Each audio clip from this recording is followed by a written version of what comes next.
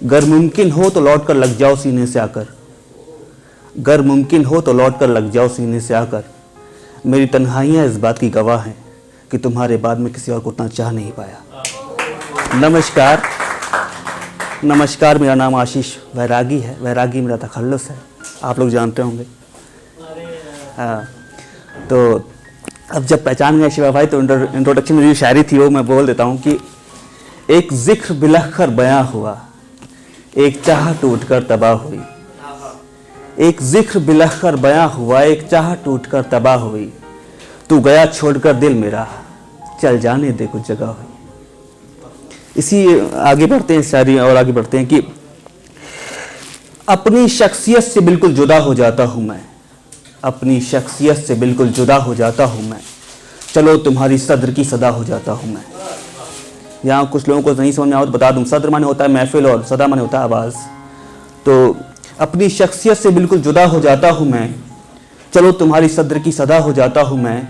और मुझे रास नहीं आएगा तुम्हारा ये उदास चेहरा, चलो अपने कत्ल का खुद गवाह हो जाता हूँ मैं।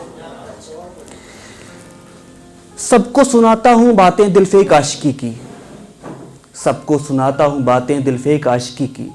और जब जिक्र तुम्हारा आता है तो खुद सिगरेट का धुआं हो जाता हूँ मैं। और आखिरी शेर है इसका, मैं आपके तवज्जो चाहूँगा कि तुम ले आना सारे मसले जब मैंने पी रखी हो, तुम ले आना सारे मसले जब मैंने पी रखी हो। कुछ पल के लिए ही सही खुदा हो जाता हूँ मैं। तो और आगे बढ़ते हैं कि ऐसा होता है कि कभी कभी आदमियों के साथ एक ट्रेंड जुड़ जाता है कि आदमी रो नहीं सकता। तो मैंने उसी पे कुछ लिखा है कि ये जाहिर ही क्यों करना है, ये जाहिर ही क्यों करना है जैसे कुछ भी हुआ नहीं है। हाँ बुरा लगा है, रोए हैं हम, दिल पूरा पत्थर हुआ नहीं है।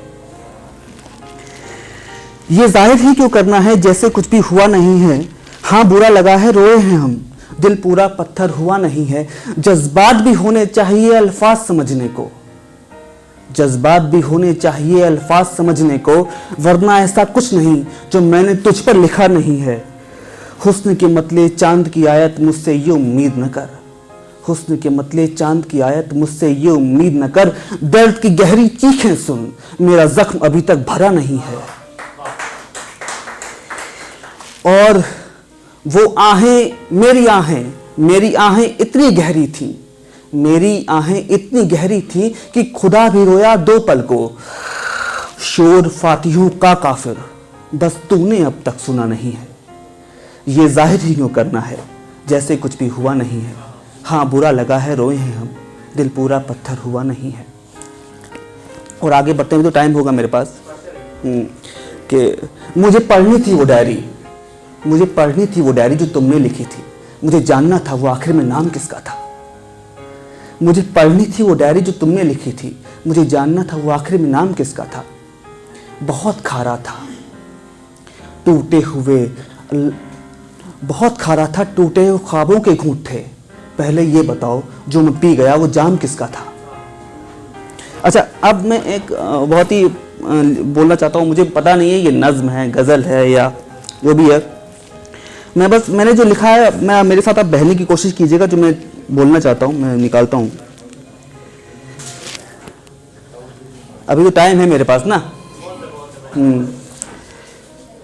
तो कुछ यूं शुरू करते हैं कि बहुत भोली थी वो, बहुत भोली थी वो, जल्द बातों में आ जाती थी सबके। बहुत भोली थी वो, जल्द बातों में आ जाती थी सबके। कान के कच्चे होते हैं ना, वैसे ही। रिक्शे पर साथ बैठकर दुनिया घूमने की बातें करती थी, रिक्शे पर साथ बैठकर दुनिया घूमने की बातें करती थी। और मैं किसी मोड़ पर उसके उतर जाने की डर से चुप रहता था। बाजार की चकाचौंध में अलग से चमकती थी और मैं उसके गुम हो जाने की डर से उसका हाथ थामे रहता था। बेफिक्र बारिश की बूंदों में उलझ जाया करती थी वो, और मैं सर्दी लग जाने की डर से उसको मौसमों से बचाता रहता था। बहुत नादान थी, वादे करती थी और तोड़ देती थी, और मैं उसके कहे लफ्जों की ताबीज बनाकर पहनता रहता था। एक रात चली आई थी वो सारी रस्मों रिवाजों को छोड़कर, और मैं सारी रात उसे दुनियावी दहलीजों की समझ देता रहा। मेरे हिस्से की नादानियाँ वो जीती रहे, इसलिए मैंने ओढ़ लिया उसके हिस्से का सारा तजुर्बा। बस मलाल ये है कि जाने से पहले एक बार वो मुझसे बात तो कर लेते, मैं उसे सहेज कर रख लेता अपने सीने में।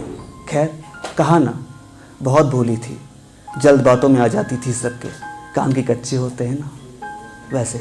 चलो, माफ़ किया, थैंक यू।